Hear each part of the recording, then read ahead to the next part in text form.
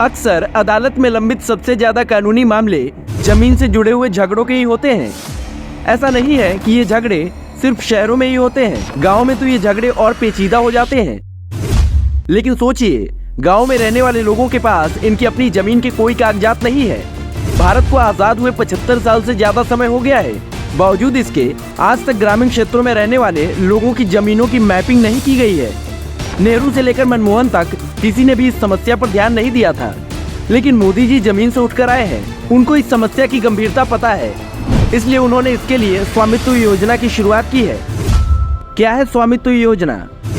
शहरों की तरह गाँव में सुविधाएं उपलब्ध कराने के उद्देश्य से सरकार स्वामित्व योजना चला रही है।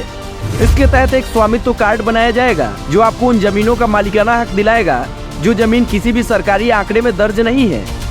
इस योजना की सबसे अच्छी बात यह है कि इसमें किसी भी तरह का आवेदन करने के लिए ग्रामीणों को परेशान नहीं होना पड़ता है। सरकार द्वारा खुद ही ड्रोन मैपिंग और सर्वे का काम कराया जा रहा है। जैसे जैसे ये काम पूरा होता जाएगा, प्रॉपर्टी कार्ड मिलता जाएगा। इससे क्या फायदा मिलेगा? इस योजना का सबसे बड़ा फायदा ये होगा कि ज्यादातर जमीनों से जुड़े कानूनी मामले खुद ही खत्म हो जाएंगे, क्योंकि इस कार्ड की वजह से जमीन के असली मालिक को उसकी जमीन मिल जाएगी। दूसरा सबसे बड़ा फायदा ये होगा कि जमीन सरकारी रिकॉर्ड में होने की वजह से जमीन मालिक को जरूरत के समय आसानी से लोन मिल जाएगा, जो अब तक नामुमकिन था।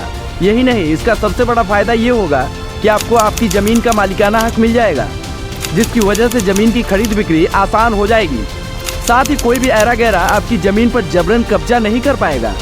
नहीं तो गाँव में माफिया टाइप के लोग गरीब लोगों की जमीन कैसे कब्जा कर लेते थे, किसे नहीं पता है।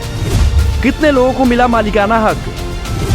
भारत के कुल 6,62,000 गाँव में से 2,55,000 गाँवों में 1,32,00,000 संपत्ति कार्ड जारी कर दिए गए हैं।